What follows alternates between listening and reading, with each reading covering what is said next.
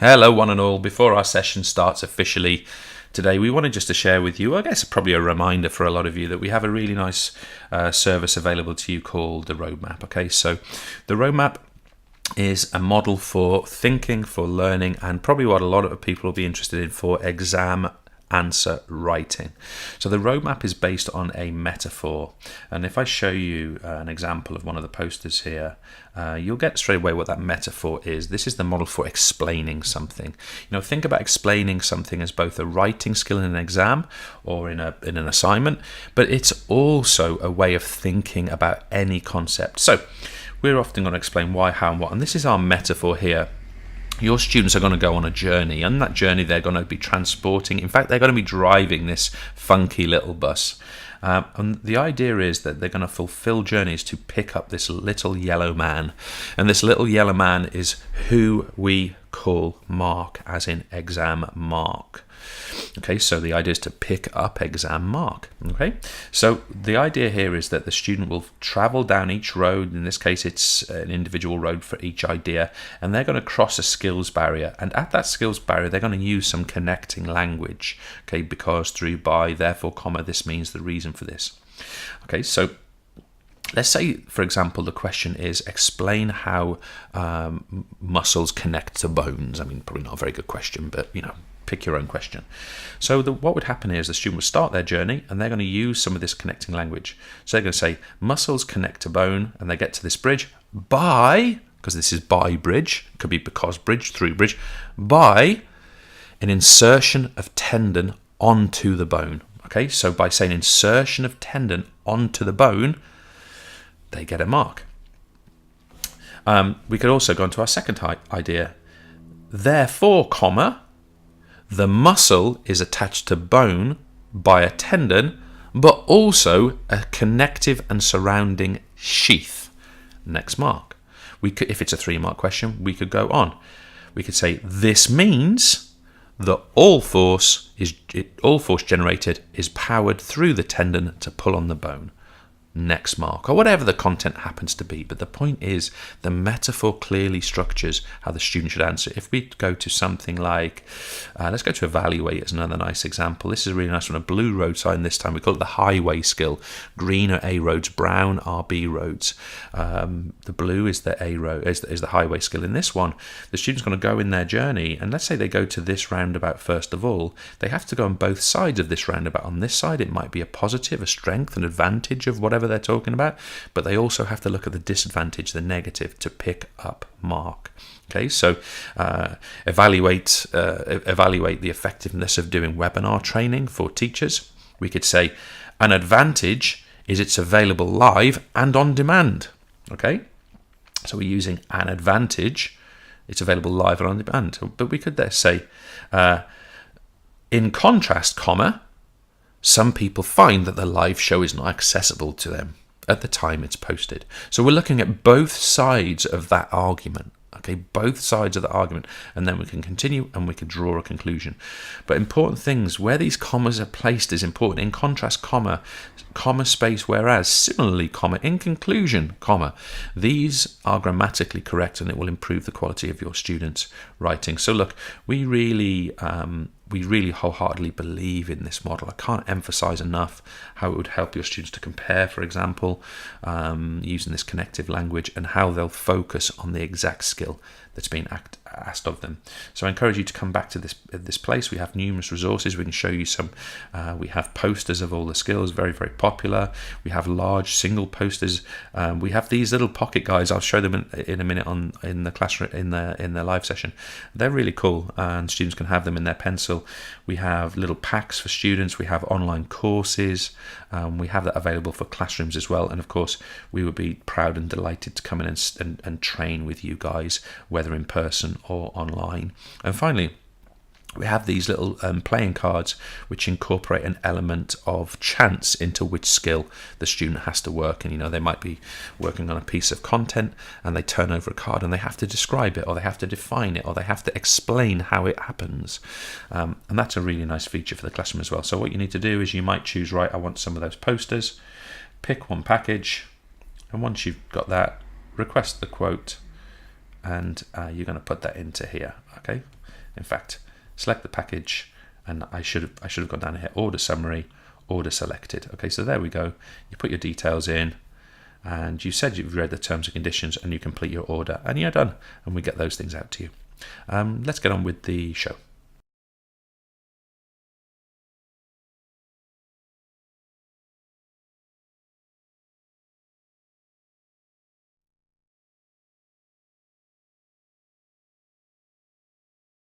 So, hello everybody. I've got my sound on in the background there. I wasn't quite ready for that, Mike. It kind of surprised me. We're just going to start a little bit early this afternoon, just to kind of, because we're here and we're going to kind of just, get on with it, really. So we're about a minute away. I said there just on that little recorded bit a moment ago, look, we have these cool little roadmap things. I'd really encourage you to think about getting these for your students. So we've got loads of other resources. You can kind of see him behind me, and you're going to see him behind Mike in a second. But have a little look at it. They're super cool. You should have a look at these, please, for your students. If increasing writing capacity, skill is something that's important at the moment, with regard to extended writing particularly, then it's going to help a lot. So a couple of introductions before we get going. We've got Mike with us this afternoon. Mike, how are you, my friend? Very well, thanks. Good to have you here, mate. And Mike's on the decks, so first time. We've got to switch. Marta's in Barcelona trying to stay alive. Mike's on the decks first time. We've had a bit of nervous moments making sure that we get all of this right, Mike, this afternoon, haven't we, without Marta here. And Georgina, you going to say hello or not? You going to quickly come around and say hello? Just say hello. You can put that down in a second, can't you? So Georgina's with us as well. She's helping out a little bit on the decks, and she's learning a little bit of kind of event management. It's a little bit of a project thing, isn't it? Right, you can go now. So anyway, there's three of us on this. So we're gonna get on with it straight away. Just a small amount from Mike before we get started. Hey, so it'd be really nice if during the session people could interact to make it much more exciting for us and a better learning experience for you. So if you are on Google, and you have a Google account, then please sign in, and then you'll be able to take part in the chat, which is just to the right hand side of this feed. If you are on Twitter, then we can take questions and comments via Twitter. If you use the hashtag TEL for the EverLearner, that's TEL CPD, then we can answer your questions that way. And if you would like to call in, we would love to have a caller on the show. Wow. Then in the description there is a link to the notes pack, and in the notes pack is a phone number, which if you could please text us first, we'll reply, and then we can arrange to call you back during the show. So yeah, Google, sign in first, and then use the chat. Twitter, hashtag TELCPD, and phone, and the number is in the notes. And finally, this channel is relatively new, so please can you help us to build up subscribers and likes? So please, just below the video, hit subscribe and the thumbs up, please, if you like what you see, obviously. That'd be great, though. Thanks very much. Okay, so last couple of things from me. Two things really before we get started. I've got one person saying there's a bit of an echo. Do confirm that with me if that is still going on. I don't know if that's an individual or more widely. We've got good sound at this end, so we think it's okay. But do confirm if not. So a couple of things from me. First of all, I'm going to get straight into talking about this increasing student activity. We're going to go through at least 7 methods that I think are really valuable and that you can use pretty much straight away. Well, literally straight away. So I'd encourage you to do that. I also wanted to say, look, one of the things we've done here, we're based in Hampshire, Hampshire and Farnborough in Hampshire, but we've literally built a TV studio here, and we're using elements of it at the moment as we learn to do it. If you've got something interesting that you want to talk about, you're doing something interesting at school, or you've got a project going on, or you just had an idea, or you just want to go online and talk about something. Simon Bradbury, who's here with us this evening, for example, recently did this for us as well. Just come on and we can talk to you, either come to the office in person or come on a Skype call, and let's just have a chat and broadcast it. Let's bring the conversation up. So if you're interested in that, there's nothing in it. It's just to learn, really, for you and for us. But if you're interested in that, get involved. So we're gonna switch over to the canvas, and we're gonna get on with this show. So I'm gonna ask Mike if you can switch us over. And initially, I'm gonna talk to you about the classroom model, just a reminder, and then we're gonna go into our 7 activities. Over to you, Mike, and I'm all ready.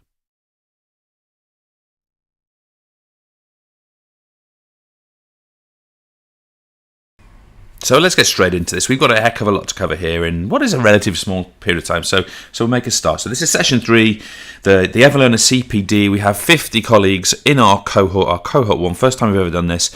And if you're outside of that cohort, because this is an open session, look out for the fact that we're probably going to repeat. Well, we are definitely going to repeat a series of cohorts in the future. So okay, this is cohort 1 right now that you're kind of experiencing.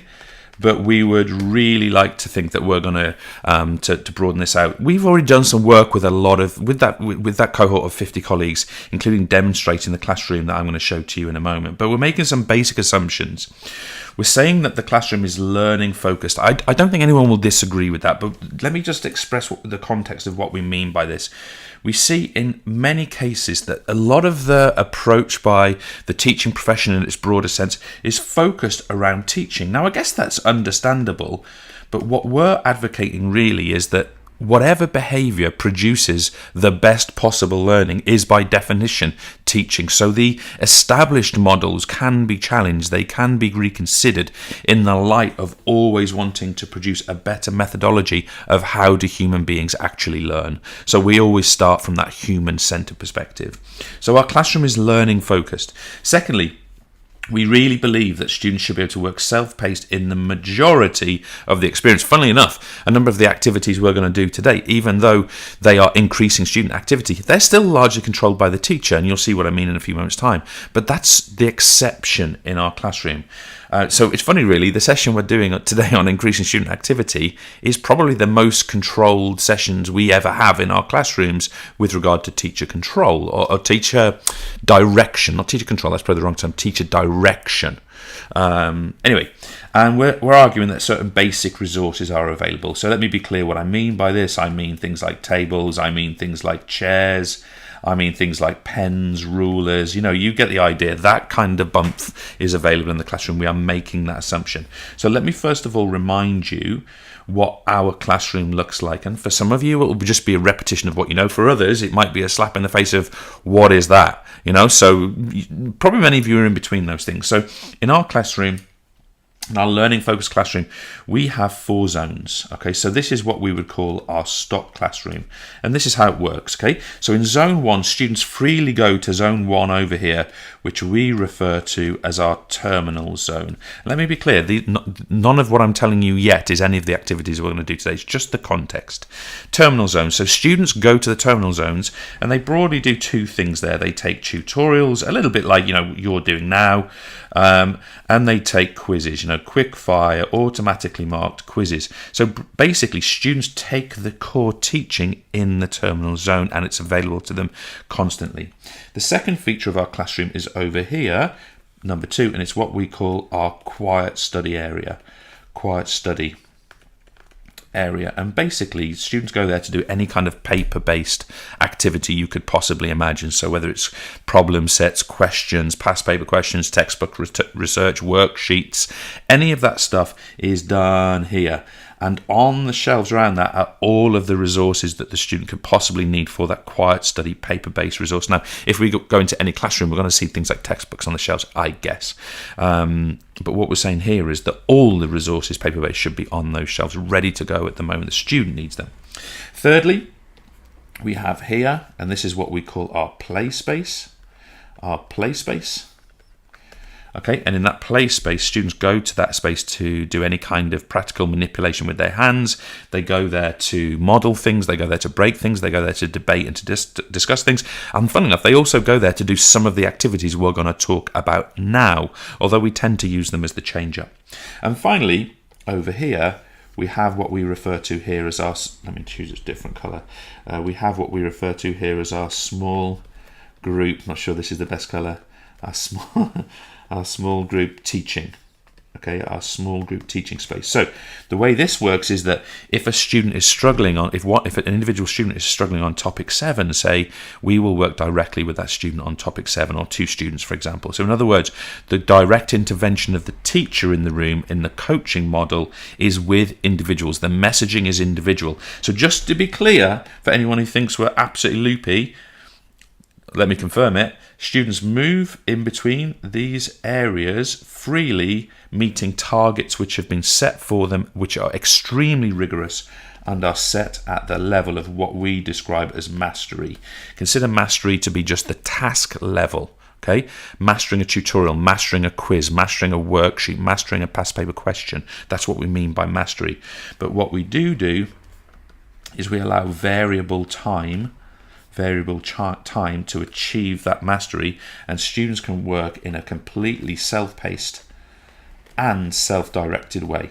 Now, this is where it kind of gets interesting for tonight's session. I'm sure some of you will want to ask questions about that later on. Those of you that are on our cohort already, you'll know about this model already. We have it published in Education Reimagined. I mean, I'm going to ask Mike to put that link to our online publication about the model in the chat right now, so that you've got it available. But look, this is something you can read about. Now, the important thing before we get started is that we are saying that this is our 6 out of 10 lesson. So 6 out of our 10 of our lessons, our stock lesson is going to be structured in the way that I just described, 6 out of 10 times. So what we want to do, and you can already see how active that is for learners. You can already see that is completely learner-owned environment, except that we're extremely rigorous with targets and target review. But of course, what we now need to decide is, well, what is the other 4? What is the 4 out of 10? What do we do in the 4 lessons when we're not in that classroom model? Now, look, a couple of things in that 4. We're going to do certain testing, and I'll touch on that to an extent today. We're going to do things like practical. But the things I want to focus on today are that we're going to do things like Q&A as a group, and we're going to do group work. And it's really on these activities that I want to focus today, that we take our 4 lessons that were not in that classroom structure, and how do we do those. So I'm just going to take the briefest of pauses while I sip my drink, and then we're going to start to show you at least 7 methods of what we can do in that 4. I'll be straight back.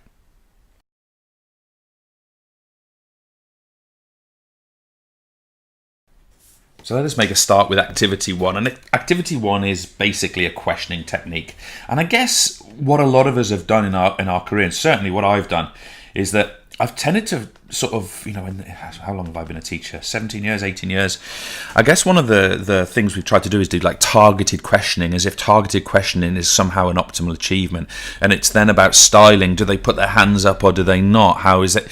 No, we're asking for something a little bit more elevated than that. So what we're assuming here is that we have some magnificent teacher in a classroom. Let's make it you, let's make it me, whatever. And this magnificent teacher with some kind of halo. What have I done? I've given this person a second head. What have I done that time? So yeah, I'm getting rid of that. I was trying to give them a halo. It didn't work. This magnificent teacher, they have a brilliant question, okay? Or they have a series of brilliant questions. Now, I guess what we'd normally do is we'd have our lovely little student cherubs with us like this, or however they're set up in your classroom. And normally what we do is somehow we target that question. So question 1 gets asked to this student. Question 2 gets asked to this student. Question 3 get asked to this student. By the way, I know you don't all have your students in rows. I realise that. I'm just generalising. But that targeted questioning, what we're suggesting here is that we can go much further and much deeper than that. Because if we, excuse me, if we think about question 1 for a second, what we'd argue here is that question 1 is basically stressing one person, okay? And also, it's simply testing the knowledge that exists inside somebody's mind. And what we're arguing is that we could go a little bit further than that. So rather than asking questions in that targeted way, this is what we would encourage you to do. So here's the same brilliant teacher, and they have once again one or a series of brilliant questions, okay? And on each of console tables this time we have approximately 4 students. I mean, you might make it 3, you might make it 4, your call, but 4 is a pretty solid number to rely on. But we've got these students in this sort of format. You get the idea, I think, okay? So I'm going to have them this way. We've got 4 per table in my model. You can finish the rest off yourself. This time, we're going to take brilliant question number 1. Remember, this one was over here a minute ago. And this teacher is going to broadcast that question out to everybody. So they're going to broadcast that question out to everybody. And then they're going to give 30 seconds strictly, assuming that's approximately the right time for the question, of course. It might be less, it might be longer. They're going to give 30 seconds for each of the tables to discuss the answer. Strictly in this 30 seconds, there is no writing at all, no note taking at all. There is no note taking, no writing. So, of course, what's going to happen here is that the table, as you'll see why in a second, the table is going to discuss this. This person is going to say, right, I think the answer is. This person's going to go, no, I think the answer is. This person goes, actually what I think is XYZ, whatever. They're going to discuss the question, the answer I should say, and then after the 30 seconds, there's going to be an abrupt stop. The room's going to go quiet. We all know how to do that in that sort of control way, although you probably will get a bit of hum around this classroom activity. So there's going to be a stop, and then what the teacher's going to do is they're going to randomly select a number. Randomly select, and in my case, it's going to be a number from 1 to 3. Okay, so let's assume that on here, this person is number 1, this person is number 2, this person is number 3, this person is number 4. Here, I've got this person 1, 2, 3, 4. As long as they know what their numbers are, that's all that matters. So they're going to randomly select numbers it should be 1 to 4. My apologies, 1 to 4. Now, how you randomly select is up to you. You could use a rand between function in Excel. You could use a number generator on your smartphone or iPad if you're into that kind of palaver. So you're cool. I use something very, very simple. I have a hat, and in the hat, imagine this is the rim of the hat. In the hat, I have 4 bits of paper. Okay, and each bit is sort of screwed up or folded up, and it's got a number on. And I call my hat, my special hat, it's called the sombrero of justice. Now, you don't have to be as childish as I am, of course, but my sombrero of justice, I can put my hand into that. I select this one, I pull it out, and it happens to say number 2 on it. So in this case, what's going to happen now is that all the number 2s, let's say this person is number 2 for argument's sake, let's say this person is number 2 for argument's sake, there's a 2 here, there's a 2 here. All these number 2s, they're going to take, I should have mentioned this earlier, they're going to take one single whiteboard, which is on their table, one single whiteboard, which is on their table. They're going to take one single pen, which is on their table, and they're going to write the answer to my brilliant question. After approximately 10 seconds, those whiteboards are going to be 5, 4, 3, 2, 1, present. And what's going to happen, of course, is all the answers are going to get presented to the front. All the answers are going to get presented to the front. And the teacher at this point can basically decide which table's got the answer right and wrong and to what degree. And you're probably going to do something on your whiteboard, like you keep some kind of tally of what each table has scored. If you ask 10 questions, for example, which table scored more points. But this is the point I'd like to make for you. Every student stressed by, and I mean stressed in a positive way, of course, stressed by every question, because of course it's random. So in the next go round, number 2 may well pop out again, okay, for the next question. So number 2 may well be the person to go second. I might even get it 3 in a row, who knows? But numbers 4s, 1s and 3s, they also know it could be them. So every student stressed by every question. It's also efficient. Let's say that each question process takes 1 minute. That's 1 minute used to stress. In my version, I've got 24 people in my class. I have another table, make it 28, I have one less, 20, whatever. But I've got 24 people who have been stressed in 1 minute by a question. Another thing I would say about this model is it's shared ideas. Look, let's say, just for argument's sake, let's say that this student is struggling with the content, okay? If we ask a question to them, we have to go to that thing of asking a low-level question, like a recall type question, I guess. But in this model, they get to hear the ideas of numerous other people, and that's going to bring their knowledge up. People present their knowledge, they share their ideas, they agree, they disagree, they decide on the answer, then one person produces that answer under pressure. And that's the last point I would make here, is that they are under pressure.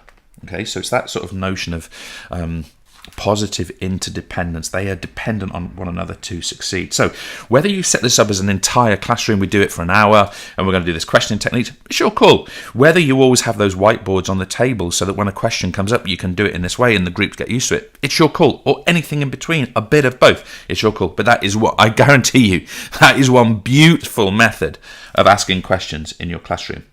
Let's move on. Activity 2. A lot of people call this rally robin, but I personally call this is what I call power notes. Power notes, and this is a slightly different method. Let me be clear: this methodology is for recall. We are not looking for high-level evaluative analytical processes with this model. We are looking at a model which is snappy for recall, and because it's for recall, I personally, in my own experiences, I've often used it as a pre-test little activity some kind of data assessment, whatever. But I've also used it a lot as a starter. Okay, so if we are together in my model for the 4 out of 6 lessons, we might use this as a really nice review of what's been done. Okay, so this is how it works. So what we would do in this model is we'd encourage the teacher to announce that there's going to be some kind of test coming up. And you might say something like, in 3 minutes or in 5 minutes, we've got a test on. So in 3 minutes, we've got a test on whatever, bones. In 3 minutes, we've got a test on bones or the skeleton or functions of the skeleton, or choose any content you want from any subject you could possibly imagine. We're going to have a quick test on photosynthesis. We're going to have a quick test on Hinduism. We're going to have a quick test on, Oxbow Lakes in geography is the only thing I remember when I studied geography. Whatever. You're going to have a test in 3 minutes, 5 minutes. So, of course, what you're saying to the students is, because you've got that 3 minutes, they're going to have a very quick revise of that material. So they're going to go into their notes, they're going to go into their books, they're going to go into whatever resources you provided for them or that they've produced, more importantly, and they're going to revise it quickly. And then the test starts, and this is where the power notes comes in. So again, we're going to have a situation. What colours did I have earlier for each table? So it's kind of a pinky, a bluey, and a yellowy. Let's do it like that. I'm probably going to come up with different colours. So again, I've got my 4 on each table. You might go for 5s, you might go for, whatever. Here's my 4 on this table. I've forgotten the colours. Here's my 4 on this table. You get the idea. Keep going around the other tables. So I've got my 4s in this way. I would actually normally have that 4 like that, not that one. Anyway, whatever. This time, what you're going to do is you're going to give every single student a single piece of paper. Now, look how much preparation this takes. The amount of preparation I take for my piece of paper now is approximately how long it's going to take you. I'm going to get a piece of paper. The piece of paper is going to have nothing more on it than a table with cells. Nothing else required. A piece of paper with a table with cells. Now, you'll see in a minute, you might want 10 cells, you might want 20. It's up to you. Now, what happens then is that every student has a bit of paper in front of them which has got a table on it. Okay? So like this, you get the idea. And let's say that our question, I don't know, it's probably not the best question in the world, but when we get started, we want the students to identify, which of course is a key exam skill for them, identify long bones of the human body, right? So look, this is not a particularly elevated question, but it would lead to good recall and reflection of understanding of what it means to be a long bone. Okay, so they're going to identify long bones of the human body. And then we get ready to start. So every student is going to start at the same time. The teacher, remember our halo bound teacher at the front, here he is, here she is, here you are, you're at the front, and what you're going to do is you're going to have a little stopwatch. What do stopwatches look like? Not that, but you know what I mean. You're going to have a stopwatch, and you're going to have some kind of loud voice, okay? Because this is what's going to happen. You're going to count down 3, 2, 1, go.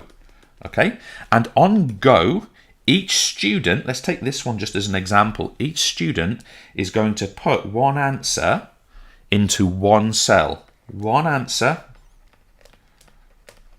in one cell in 10 seconds. Okay, so what's going to happen here is that this student has got 10 seconds to write one answer into one cell. And I don't know, let's say, just for argument's sake, they say femur. Okay, and the teacher counts down now, 10, 9, 8. You get the idea. They get down to 0, and the instruction from the teacher is pass right. Pass right, or it could be pass left, whatever. And now this bit of paper goes here, this one goes here, this one goes here, and this one goes here. So this person now receives a piece of paper which has got one answer on it. And now they have 10 seconds, 9, 8, 7, to write another answer. Now, to begin with, they might write femur again, because the person who's passed their bit of paper then has written tibia or whatever. But sooner or later, that paper's going to come back round and it's going to have femur written on it, even if it's just from the perspective that they've written it already, okay, on one of 4 pieces of paper.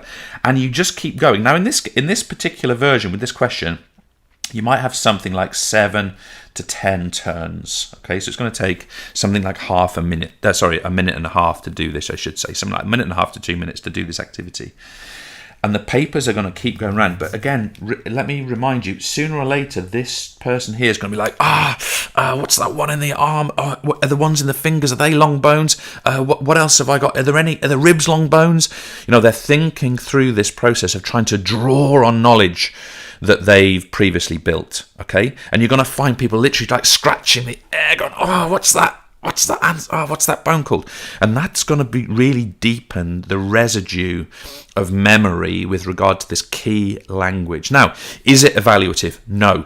Is it analytical? No. Is it at the highest echelons of Bloom's taxonomy? No. It is simply recall, but we need that too. Okay, we need that too. We're going to look at other activities.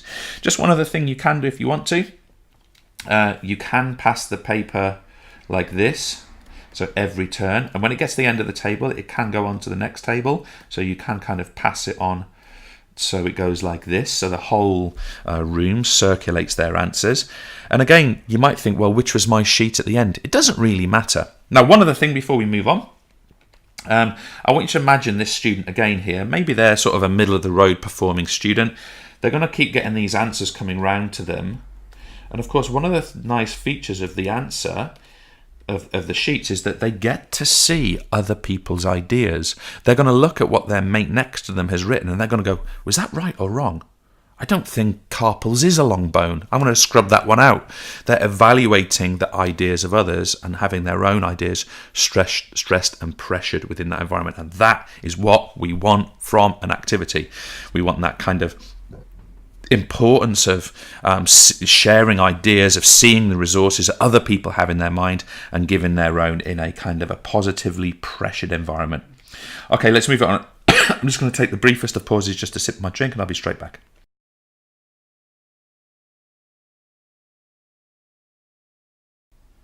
Okay, we're in good shape, and look, I'm sure there's questions building. Please do ask them, put them in the chat as we've mentioned already. If you're signed into Google, place them on Twitter for us, and we'll answer those for you once we get to the Q&A part. It may well be that we're already answering those questions in the chat, so do fire away your questions, and if not, we'll collect them up and try and address as many as possible towards the end. So let's move on to activity 3. So I'm going to broadly call this activity showdown, or I've heard it called loads of other things, including gauntlet, and you can call it whatever you want, but this is how it works. Okay. So basically, you want pairs of students sitting opposite each other. And the way I like to do it is I like to do it like this. Okay, so these two students are sitting opposite each other and these two students are sitting opposite each other. And I'll show you why I like it that way in a moment. And you basically would have the same on all the other tables. Okay, so you get the idea. You've got these sorts of pairs on all the other tables. So again, I'm assuming that our class in here is like 24 people, but obviously you might have more, you might have fewer. You get the idea. It works like this. Now, the other way you can set this up if you want to, and I've done this loads of times, so I definitely encourage you to try it, is that you have your students in 2 straight lines. So there's one of the lines, and here's the other. And I'll show you why in a minute this might be relevant. But of course, with this one, you need to basically clear out your tables and you need to probably just have open space. I'll come back to how you might do it that way in a second, but obviously just realize in that one, these two people are showing down against each other. Okay, so that's what we mean by that, and so are those ones there and everybody in between. Now, that's actually also called a folded line structure, just to anyone who's into this stuff. Now then, what we're going to do here is we're going to assume we've got some brilliant recall questions. Brilliant recall questions. And again, this activity is at the level of recall or just of knowledge. Okay, so you've got some brilliant recall questions. And those brilliant recall questions are types of questions that are going to produce a range of correct answers. So actually the question I mentioned earlier would actually be quite a nice one for this. Identify long bones of the human body. You know, they could say femur, fibula, tibia, humerus, radius, ulna. They can go through those answers, and there's numerous correct answers to that question. And it's that kind of question that you want. But this is how it works, okay? You're gonna be, if you do it this way, you're gonna be that. Sorry, let me put you in the classroom. You're gonna once again be that brilliant halo teacher, and you're gonna again broadcast your question out. If you do it in this model, I have to say, in the way we do it, we tend not to do it this way. We tend to use instruction cards so that students can do this in the play space area in pairs, but that's your call. So you're going to throw this brilliant question out into the room, and what's going to happen is, let's take our pink pair here. I've got a pink student here and a pink student here, and each of them has a whiteboard, or as I've drawn it, a pink board, and they have a pen.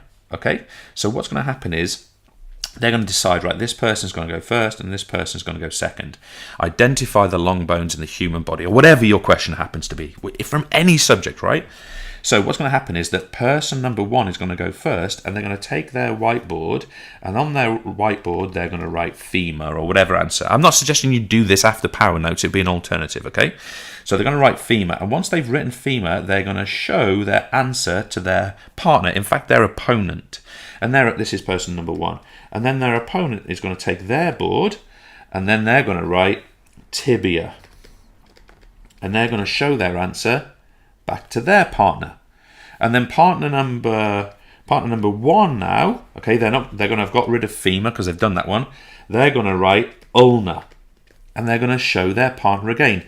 And it keeps going. And let me be clear about how this ends. This ends, I always want to get this absolutely correct for you. This ends when it's the winner is last person with a correct answer. Okay, so I don't know. Let's say that after 4 turns, this person here, they've done tibia, they've done fibula, they've done humerus, whatever. This person here puts on their pelvis, and they say, right, that's a long bone. Well, we know pelvis is not a long bone, so this student challenges it and say, no, that's wrong, or they just can't think of another one or whatever. Then this person becomes, if you like, the winner, okay? The winner. Now, look, you have to judge the role of competition in your classroom. I can't judge it for you. If used well, it can be a very, very positive stimulus in a classroom. If used badly, it can lead to resentment. So that's your call, you use it in whatever format you want. But again, can you realize in this model, two or three things are happening? First of all, these people are trying to drag information out of their memory, okay? And they're trying to get one up on the person they're playing against, okay? Secondly, and the reason we put them across from each other, these two here are also showing their answers. So if this one and this one have got any sense at all, they're going to be nicking these answers, okay? And you're almost encouraging that. You're not going to be explicit with it and say, copy what they're doing. But it's just common sense, isn't it? Someone next to you whose answer you can happen to see because the way it's set up puts an answer out, you're going to kind of borrow that answer, right? And it makes sense. Also, you'll find that, for example, let's say that this student does write pelvis over. It was who was doing pelvis? Was it this person doing pelvis? I can't remember who it was now. Number 2, yeah. So this person writes pelvis. You may well find that they ask that person to confirm whether pelvis is correct or incorrect, and it would be incorrect, of course. So it generates that recall. Now, the reason I suggested you might want to do it in lines is that what you can do if you want to is you can make this into a ladder. Now again, it's your call. I've done this very successfully in classrooms and it can work really, really well. But your ladder can be, every question you pose, if you get a question right, you move up a place. If you get a contest, if you win a contest, you move up 1. If you lose a contest, you move down 1, and then there's the next question. But of course, the issue with that is you're always going to end up with 2 people at the bottom at the end. So you've got to manage that. I'm not suggesting that's right or wrong for your classroom. It's just your call as to whether it can work or cannot. If you feel that there's very fragile people in that environment who are going to end up in that situation, then obviously you need to manage that in whatever methodology you feel is appropriate. But that is a beautiful activity. It's so sharp, it's so quick. Just to kind of build on what I said, in our classroom model where we've got a kind of 4 zones in the classroom, remember we had our play zone. Okay, so one of the targets we often set for students on their target setting sheets is that they're gonna play a game of showdown, and what we do is we provide them a set of cards, there might be 5 or 10 cards with questions on them, and they find someone to play against. And basically what they do is they turn each card over in turn, and they compete against each other to see who's got the best answers for that particular set of cards. So in other words, they can go to the play space and they can play this game without the direction of the teacher. Now again, I can't decide whether that's right for your classroom. That's just how we do it, because the students are used to it and they develop that skill, and it builds really nicely. But obviously controlling it in the 4 out of 10 is also possible. All right, activity 4, we need to move on because time's pressing and we don't want to keep you from getting home on time. So we're going to do an activity here that I'm going to loosely call inner outer circles. Okay, inner outer circles. And actually in this model, we are going to, in a minute, we're going to get rid of our tables, our consoles, but we need them to begin with. So what we're going to have here is we're going to have our students again, we're going to have our 4 students on each table, something like that, okay, something along those lines, exactly as we had it before, and they're going to start in this way. And what you as the teacher are going to do in terms of prep is you're going to have built a resource, and this resource is going to have 2, 4, 6, 8, 10, 12. It's going to have 10, it's going to have 12 questions on it. It's going to have 12 questions on it. Okay, so from whatever topic you've been studying, it could be pre-learning as well, you're going to have 12 questions on that sheet. Okay, so that's a little Q question like that. Okay, and what you're going to do is you're going to cut this resource up, and you're going to give each of these questions to each one of the students. Okay, so each one of these students is going to end up with one of these question cards. All right, so you get the idea. Each student ends up with a question card.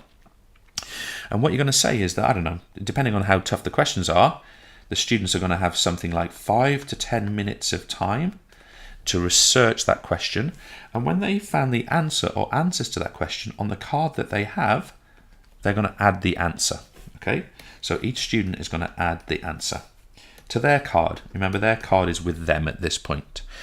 And we're going to have 12 students. If I had 24 in my class, we've got 12 students here with unique questions, and we've got 12 students here with unique questions. Okay, so all of them are unique. And then what you're going to do is you're going to take these 12 students, you're probably going to clear the tables out of the way, but basically you're going to get 6 of them, 1, 2, 3, 4, 5, 6, and you're going to form them into a circle.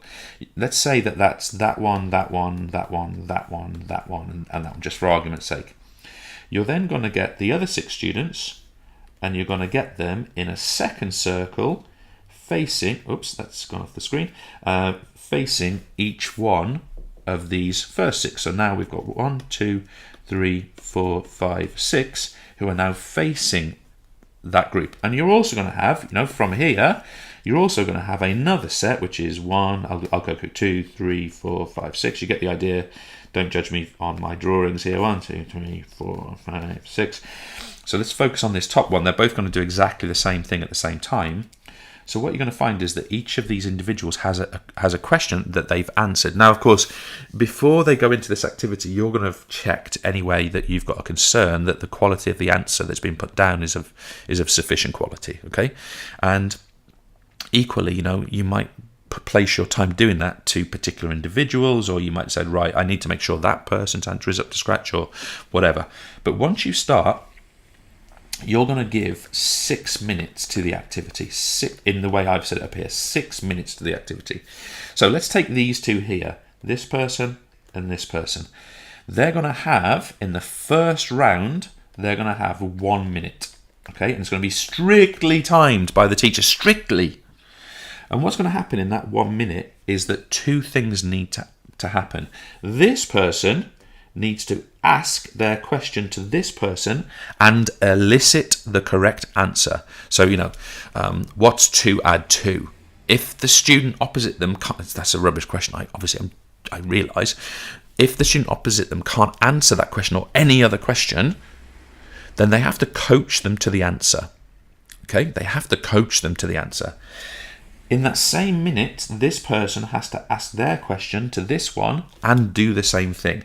So in that 1 minute, broadly speaking, each individual has 30 seconds to ask their question and to elicit a correct response, or to coach out of the person a correct response. Coaching, trying to draw the resources out of the person in front of them. So what happens after this minute?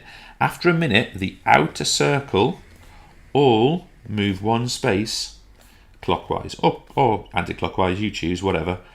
So they all move clockwise. These ones would do the same thing. These ones would do the same thing. So now this person is now here, and their own question is the same question, which they're going to become an absolute expert at, of course. And now they're facing somebody else with a different question. So they're going to coach the material they've worked on again, but they're going to face a different question. And it's the same for everybody. Now, one of the things I'd suggest to you here as the teacher is you need to take a step back. Okay, so you need to take a step back, and you need to be able to see the whole group as what's happening. It's very difficult in this environment to hear individual conversations because there's like a din. If your office is above the head, if your classroom is above the head teacher's office, you need to warn your head teacher that she should expect some noise at period 4 this afternoon, because we're doing this inner outer circles thing. But just so you know, that would be a really nice activity. So the phases are question. So phase 1 is question. Phase 2 is research. Phase 3 is organization, literally move the tables. Organization. Phase 4 is coach and answer. So each student, each turn, is going to coach a question and answer a question. So of course this person, they're going to move around to here. In 6 minutes, they're going to move around all the way to here. So they're going to have asked 6 questions and answered 6 questions. The one they've asked will have been a repetition 6 times, and they'll know it really deeply. And finally on this one, what I tend to do at the end is I tend to get the question cards now with the answers on them. I tend to get them back in, and we glue them back onto a piece of paper. Okay, in this format. Whoops. We glue them, where did I go? We glue them back onto this piece of paper, and then this document becomes like an exemplar series of answers, and we photocopy it for each student to have. Just remember, in my model, we've got 2 groups of 12. You might have one group of 24, one group of 18. It's your point. You just need the right number of questions. Oh, one last thing, just in case it's not a nice thing for you. One of the things, I don't know why this works so well, but it kind of works nicely. If you take the questions, and before your students come in, if you actually think that at this point they're all going to be sitting on chairs, you can actually blue tack the question to the underneath of the chair or the table that's just in front of them. So when you're ready to start the activity, you go, right, look underneath your chairs, there's your question. And kids seem to like that. I don't know why exactly. Obviously, if you've got a lot of chewing gum under there, then you might want to rethink it. But it's a nice activity. Okay, let's move things on. We're on to activity 5. I'm just going to take the briefest of pauses just to sip my drink. I'll be straight back.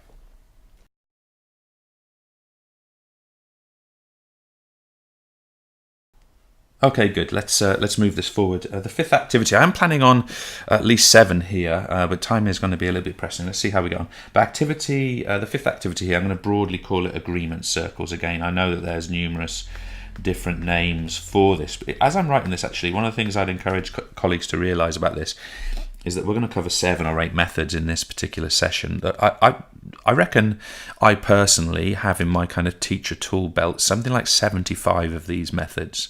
And one of the things I would encourage you to consider is, what is in that teacher tool belt? All of us as different teachers all have different answers to that question, but the tool belt needs to be as full and equipped as possible so we can get the best out of our classes. So I'm not saying I'm in any way optimal, but I feel equipped largely with lots of different methodologies that I know can work in the classroom if I apply them correctly. And all we're trying to do is share some here. So this is how agreement circles works. Agreement circles is broadly for introductions and development of evaluation skills or analytical skills. And it's really important for opinions. Okay, opinions. So if you're doing pieces of studying GCSE or A-level or anything else, or BTEC, which, let's take the BTEC ones, we often get the evaluation comes to be the part of the level descriptors for distinction. So we're looking at the behavior of evaluation, because we can't just teach some stuff. We can't just teach some stuff and then say, right, now you evaluate it in your writing. No, we have to develop the behavior evaluation through the learning of that content. So that's what we're talking about here. So basically what we're going to do here is, again, we're going to take our consoles, which we pretty much use in all of our activities, apart from that one, and we're going to scrap them. So imagine this is a blank classroom. And what we're going to do is we're going to get our students, imagine there's no tables there, we're doing some kind of blue, we're going to get our students, and we're going to get our students in some kind of big circle. Okay, so each one of these little blue dots in this perfectly formed circle is a student. I don't know how many I've done, but I was trying to do tens of students. All right, so we've got some tens of students, your whole class in one circle, okay? And I've actually done it badly because each person needs some space behind and they need some space in front. Yeah, so just organize it in that way. And secondly, what you're going to have is the teacher's going to have available to them a series of statements, and those statements need to be somehow provocative, and they need to generate an opinion. Okay, so I'll give you one from like a teaching and learning perspective, which might, let's not get into this because it's not for tonight, but imagine a statement, imagine we were all, us taking part in the session, imagine we were all in a circle and I was to make a statement as the teacher or the coach or whatever. I was to make the statement of, lesson observations in my school always lead to improvements in teaching and learning. I'll say that again. Lesson observations in my school always lead to improvements in teaching and learning. Now, I'm confident that if I made that statement to enough people, some people would agree and some people would disagree. Some people might grab hold of the word always and they might go, well, it does sometimes, but not always. It depends how it's done and so on. It leads to discussion and opinion. Okay, that's the entire point. But what we're going to do with our students, let's take this student here. Let's make this student yellow. If the student agrees with the statement, they're going to step in. So if the student agrees, they're going to take a step into the circle and they're going to end up positioned there. If the student disagrees with the statement, they're going to take a step out and they're going to end up, here. Now you understand why it's important that there's space behind them and in front of them. A couple of other things are that you must move. There is no neutral zone, okay? You must move. You either go in or you go out. And the reason we say that is because even if you have a balanced opinion, you've got to take one decision to go on one side and then be able to represent that side of your opinion, okay? So on that basis, even if the student steps in, but they've got to kind of, they've also disagreed to some degree, they're going to represent the part of them and the part of their idea that is agreeing, and that's the whole point of it. And what you're going to end up with, of course, is you're going to end up with a load of people in the middle, like this, and you're going to end up with some bunch of people, what colour was I using? You're going to end up with some bunch of people on the outside. Okay, so you're going to end up with some bunch of people on the outside. And what you do from that perspective, from that point, is up to you. First of all, you could get the yellow one and the red one, the agreeer and the disagreeer, and you can match them up to discuss it. Perfectly reasonable. You could get all of your disagreeers together and you could get them to form an argument and then take on all of the agreeers and they can discuss that between them in some kind of debate fashion. Or you could simply look at the numbers, say the class opinion is as follows. But this is the way I do it. Every time we do a statement, a student will carry a mini whiteboard and a pen. So the way I tend to do it, I tend to make my statement. Let's say it's that one: teaching lesson observation always leads to improvements in teaching and learning in my school. What I'd encourage the person to do is, whether they step in or out, I'd encourage them to make 3 points on their whiteboard, which was the reason they stepped in or they stepped out, just so they can justify their decision. Doesn't matter what their decision is, as long as they've stepped in or stepped out. And that, of course, means that this person would have 3 points. And this person would have at least 3 points, and then of course they could discuss those 3 points. Now, one other thing that I would say to you, you can do a very, very similar activity by saying, right, we go into this format again. It's actually called folded lines, this one. You get all of your students to face each other, okay? And what the teacher would do is basically the same activity with a slight tweak. The teacher stands here, and they make their statement down that row, and what they say is that this side must agree with the statement and find reasons to agree, and this side must disagree. Okay, so this side must disagree, and what you then find is that even if even if this person happens as an individual to agree with the statement, they have to find reasons, they have to explore reasons to disagree with it. So as you can see, developing a concept of evaluation. All right, we really need to move on because we're going to get very short time otherwise.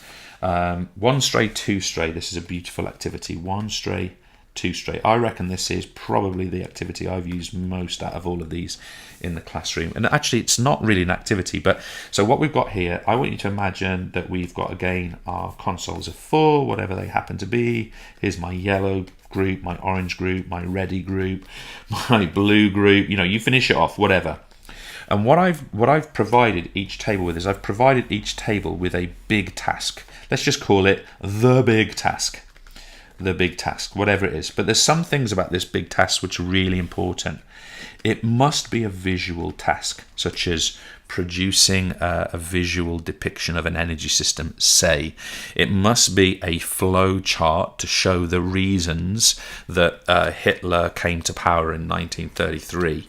It must be, for example, a puzzle where students are trying to solve which bit goes where. It must be visual, and I'll come back to the reasons for that in a moment.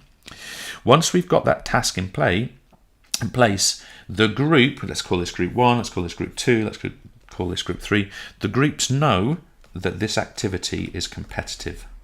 Okay, so at the end of this, somehow, our haloed teacher, here you are, lucky, you are amazing. Our halo, let me try that halo again.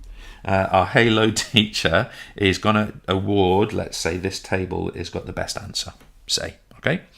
But we're going to mix things up because, again, in this environment, we're doing an activity, it's just a group work, challenge, whatever. But of course, if we take table 1, the only ideas and resources they have is the ideas of the 4 people involved. Those 4 people could be wrong. So how can we equip this activity so that people get to access more resources, and also the importance of what they do with those resources is high? And this is what we do. Let's say that the whole activity is 15 minutes, just for argument's sake. It might be 20, it might be 10, whatever. Let's say the activity is 15 minutes. What we're going to do is we're going to have start, and of course start is going to be at 0 minutes.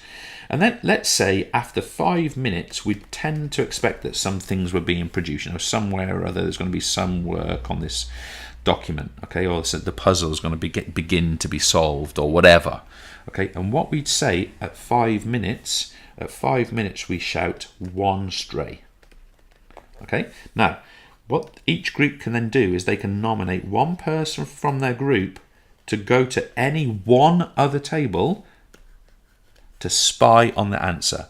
So this person from table 1 has decided to go to this group here, whereas this person here, he or she is the one that's straying, and they're going to go to this table and they're going to spy on whatever answer is being produced. They look at that answer for 30 seconds, and what do? They come back to their table having nicked, for want of a better phrase, the ideas that they've seen on that table. So we carry on. Let's say we get to 12 minutes. Okay, 12 minutes, so 3 minutes to go. Pretty much everyone's answer should be coming together by now. At this point, you could call 1 stray again. But why not make it interesting? Why not say 4 stray, or 2 stray, or 3, you choose.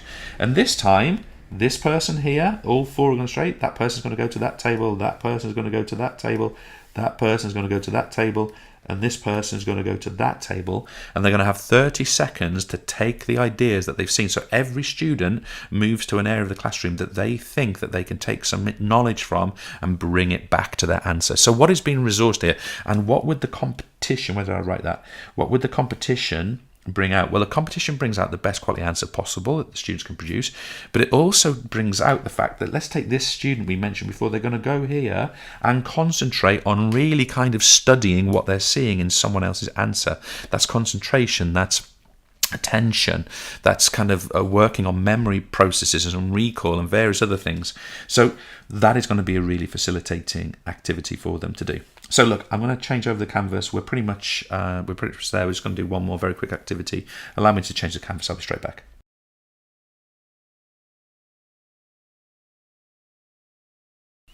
Okay, so we're on the final stretch. Last activity. I really had to I really wasn't sure which 7 to choose here, but I've chosen this one. If you are interested in these methods, we have about 125 of them detailed on the site. Currently my P exam for teachers to study. But anyway, let's move on. The last one I'm going to talk about is called Pass the Buck.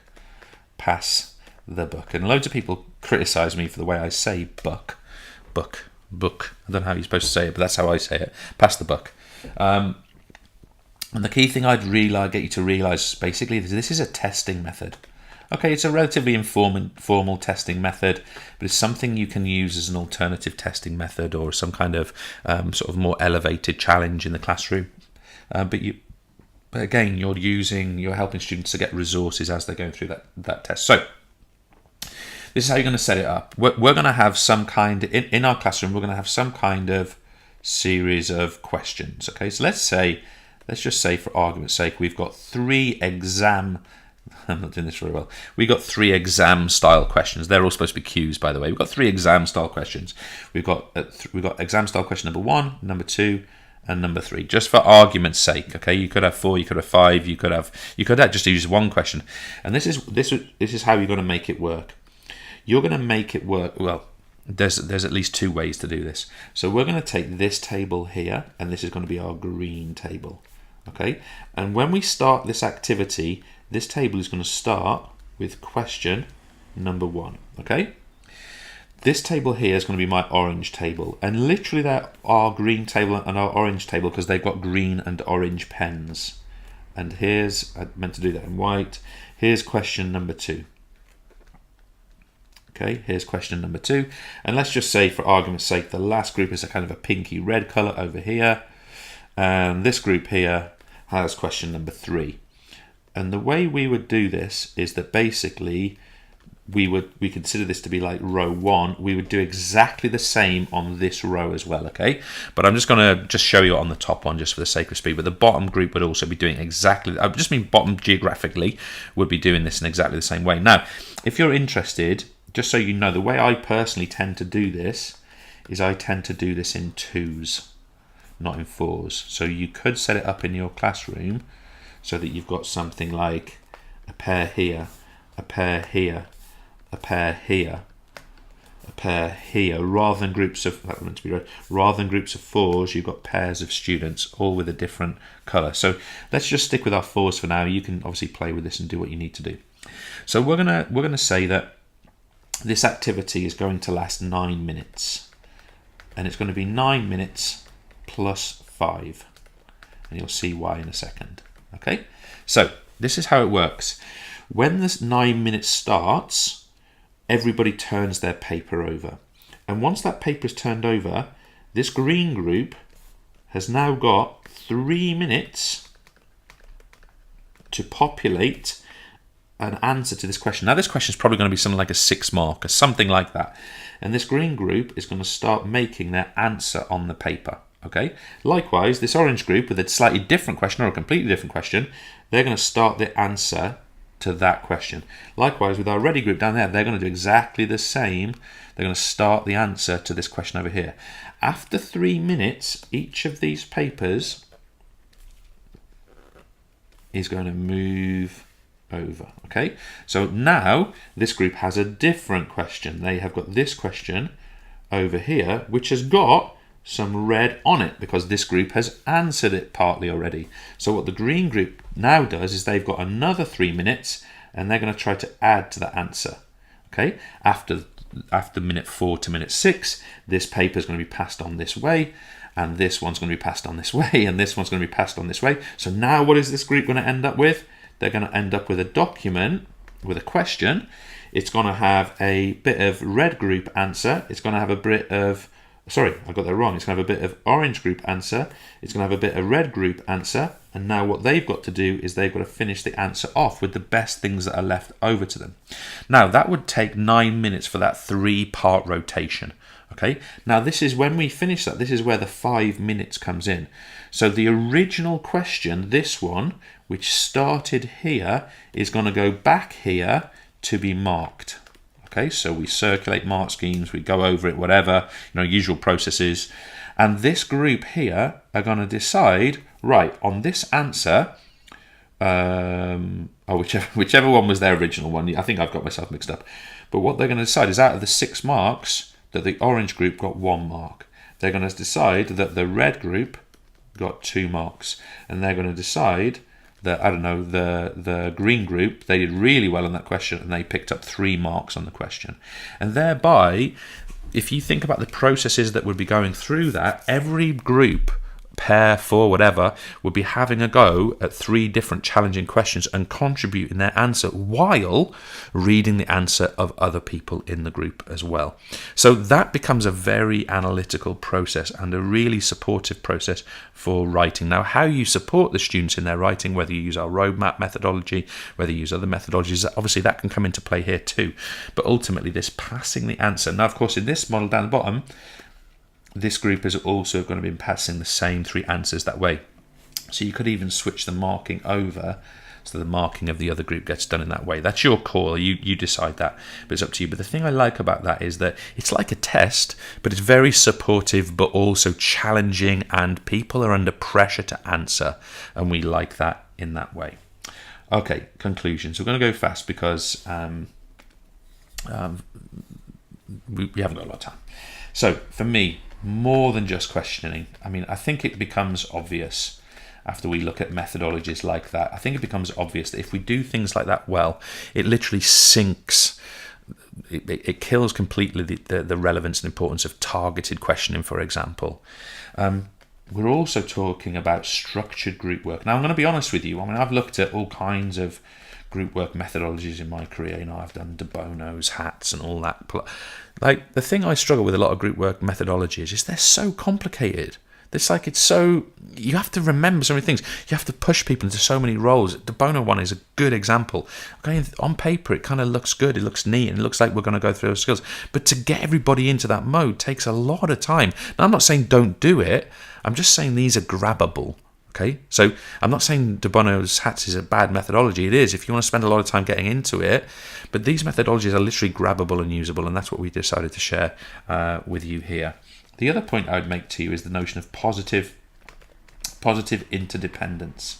I was going to spell this wrong probably. Dependence, I think that is. Dependence. Positive interdependence. So the students rely on each other to do well, and that's a really nice thing to have in the classroom, because it means that students will push each other to do better. And finally, I'm going to sort of say positive competition. Okay, so using competition in a way that is helpful within the classroom. Now, I can't decide for your classroom exactly what that looks like. It's your call, but you see how we're maybe structuring it lastly. And let me just summarize. This is what for us is the change-up lesson, okay, or the change-up methodologies. We're doing these as group work or whole group activities because in the majority of the rest of our time, we have our 1, our 2, our 3 and our 4 zone classroom, which is completely owned by the students, and we'll happily answer some questions on that if you want us to from right at the start. Okay, that's all from this section. Let's move on.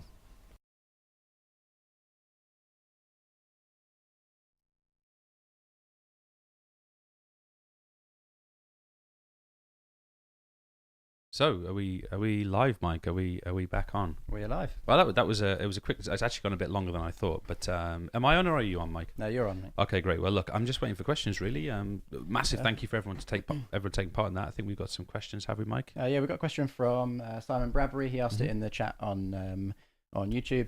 His question was, do you have a favourite, and if so, why is that your favourite activity? Simon, how are you, my friend? I haven't seen you for a while, actually, in person. We should catch up at some point and have a cuddle. And yeah, we should meet up at some point. But yeah, favorite activity. I love the 1 stray, 2 stray one. I'll tell you what I'll do instead. I'll give you 2 additional ones that I've used a lot. Stand and stare, which is a really cool one. Just an additional one. So the way stand and stare works is that you've got this is a scraggy old drawing, of something very exciting, actually.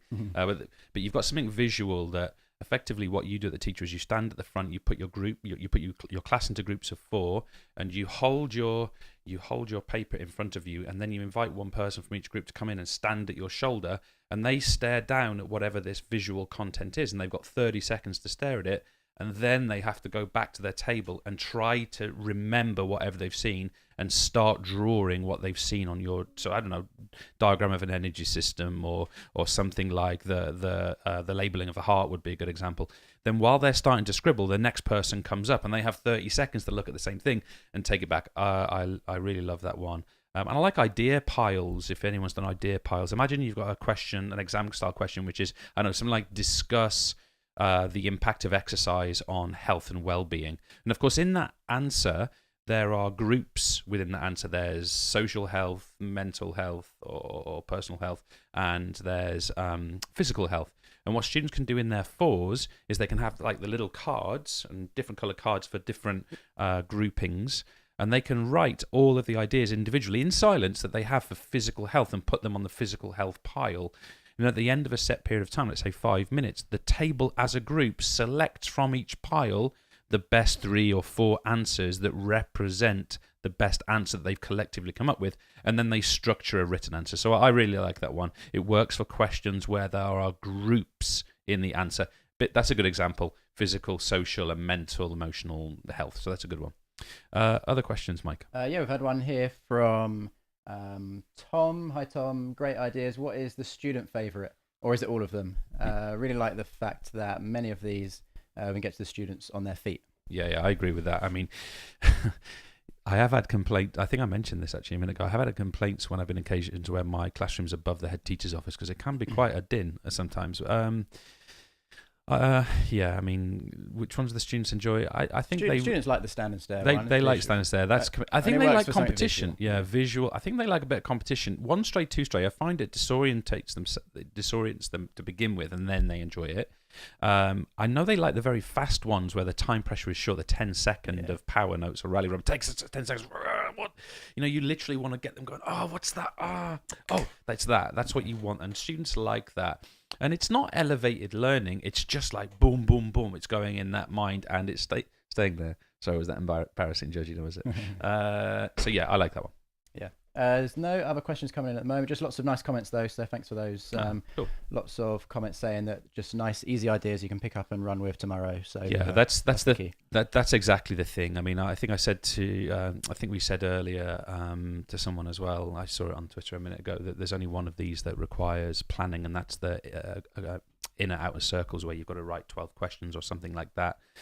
Other than that, you literally just get on with it and just put them in your teacher tool belt, and you're good to go. And they're things that you can either plan to put into your lessons, or you can grab them in the moment and do. So like the Power Notes one, you just literally have to have a document with a table printed on Word or Excel or whatever. Just have that in the classroom on the side ready to go. You don't need to necessarily plan that. If something comes up, boom, put it in, and you're good to go. What is not as grabbable is the very first classroom model, which we all know. It's something that needs strategy, but remember what we're talking about here. We're talking about the change up from the stock classroom. But yeah, cool. And there are like hundreds of these, literally hundreds. Put but yourself on, Mike. Don't be shy. There's hundreds, but you just need like, I don't know, 7 or 8 in your kind of tool belt. It just makes for much more interesting lessons, much more interesting questions. And what would take, I don't know, a few minutes to just ask questions normally takes longer. Not that we're just planning to take up more time, but because you go into more depth and there's more discussions, more conversation. It's just much more interesting. But it's much more time efficient in the sense that don't forget it's much more time efficient. People looking at me more. Fair enough. It's much more time efficient in the sense that, I don't know, if your targeting question is going to take 30 seconds per turn, and okay, the numbered heads together might take 45 seconds or 60 seconds. But in that 60 seconds, you're stressing every single person in the class, rather than the targeted question stressing one person. And also, I want to come back to the point of resources. If we ask a question of a student and say something along the lines of, what is the answer to my question? The question you're really asking is, what ideas do you have between your ears, Mike? And that is not a learning question. That's an assessment question. Whereas if we ask the same question, and we put it into one of these contexts like numbered heads together, we're saying, here is the question. You've got the resources of 4 people around your table to pull together, but if you get selected, you're the one that's producing it. And that is a much more resourceful, learning-based way to ask a question. I'm not saying we never use questions for assessments, because of course we do. But if we want learning to come out of questioning, then these structures would be much more readily used than perhaps the ones that are broadly used at the moment. Yeah. There's a nice point from Simon on YouTube. Mhm. We'll be giving these a go over his Year 9 GCSE class tomorrow, which is nice. Mhm. We're going to try Rally Robin before students' checkpoint task on Thursday. So nice to use these just before like a. Are you on the camera, mate? Just yeah, nightmare. the first day. Yeah, just nice to use these just before a kind of an assessment to, a last minute bit of prep for students. Yeah. And some of them are much longer and they develop their knowledge, or they require a bit more thought, a bit more time. But some of them are very quick. I want to repeat what I said a moment ago. Well done. I'm getting I want to repeat what I said a moment ago, which was, for me, I allow some notion of revision before going into the Rally Robin. That's the way I do it, because I want them to go over those bones or those muscles or whatever it is that they're studying, and then do the Rally Robin. But why not? Why not use Rally Robbing as an intro activity before they go on to do something like a checkpoint test? And Simon, I haven't got a hat, but a hat off to you for using that terminology. I think we really appreciate that you're doing that as well. So yeah. Yeah, nice. Thanks, Helen and Rob. Just nice comments from you guys. So you're going to go and try these things out. So that's great. Yeah, and I would be really, really confident to put my name by any of those models that we've talked about today. If done well, they can be really, really engaging experiences in the classroom. Very, very facilitating of activity, of learning, of that kind of thing. And they just motivate people. They're just enjoyable things to do. So I really happy to endorse them. There are many, many, many others. I mean, whether we're talking about Snowball, Circle the Sage. I mean, there's just endless numbers of those structures. So yeah, it's really nice. Simple but powerful from Tom Hockaday. Yeah, I like to think that's a description of me. He means there. Is that what he means? I think so. It's probably me. Yeah. So, maybe not the simple bit. Yeah, I'm not sure. Yeah. Powerful. Yeah, I'm not sure about that either. So look, we'll nice one from Joe there as well. I love that you guys give practical examples rather than just principles. So yeah. That's kind of important. Well, and I think that's it. I mean, look, we talk about some lofty stuff on these streams. Let's be honest. I mean, not least at the start of this session, we talked about that classroom model. But it's not just about the elevated sort of ideological, philosophical stuff. We also one of the things that, for me personally, one of the things we'd really like to address longer term with colleagues, and okay, we're going to get a bit lofty here, but come back to that teacher tool belt sort of notion. I almost talked about that guy on Twitter there, didn't he? That's I've forgotten his name, the one that wrote the book and got grade 4 in his last Ofsted inspection. Is that teacher tool belt? Something like that. I'm not sure. Anyway, so what we would like to do is we would like to equip people to somehow kind of just naturally fill these teacher skills in ways that are much more accessible than they have been before. And I think we have to acknowledge something. One of the great deficits in education and teaching today is that we, generally speaking, teach with the door closed or in some kind of cell classroom. And we don't really see other people teaching as much as we could do. So we like to see this as a way of just sharing and spreading that teacher tool belt a little bit more broadly. Any more questions before we wrap up, folks? Do fire away, because we're here and we're happy to take questions. And thank you for all the lovely comments. So look, we'll start to wrap up. We're happy to receive any more questions. So do fire them away. Anything you want to add, Mike? No, I don't think so. I mean, there's loads of these out there, and there's a few kind of principles upon which they're built as well. Yeah. I can't ever remember what they all are, but things like each student has to be active at all times. So that's obviously one thing that this has over a kind of stand and point questioning style, where you only challenge one person at a time. In these kind of models, you question all the students in one go. Yeah. So that's kind of the main difference, I guess, is that level of activity. Even if you're not going to choose each student to talk, they don't know that yet. So they will have to think and go through that process, even if they don't then share. That's exactly it. That positive stress, that positive pressure is exactly what we're looking for. And they should be accountable to one another. There should be individual accountability. If somebody gets something wrong or doesn't try, it should show up. There's nothing wrong with getting something wrong, but if someone doesn't try, it should show up. If someone doesn't contribute, it should show up.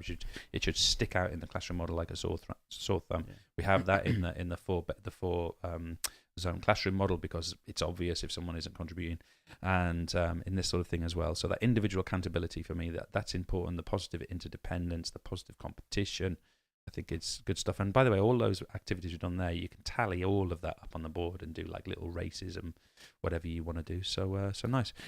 Georgina, anything you want to add before we go? Anything you want to contribute or say? You're just tired. Bless you. We're going to go home with some dinner now. You're very Georgina, you're a very patient young person. It's very much appreciated. Look, we're going to sign off. Cheers, guys. We really appreciate it. This will be available on demand on the same link afterwards as well. So, review, share it as widely as you can. This is a completely free session. Get it out there. Get people using it. Send it on to people. Why not? What's the harm? This can help people. So let's do that. So, Mike, I'm gonna if you can fade us down to black and quiet. And then I'm going to start the stream. Cheers, guys. All the best. Have a great evening.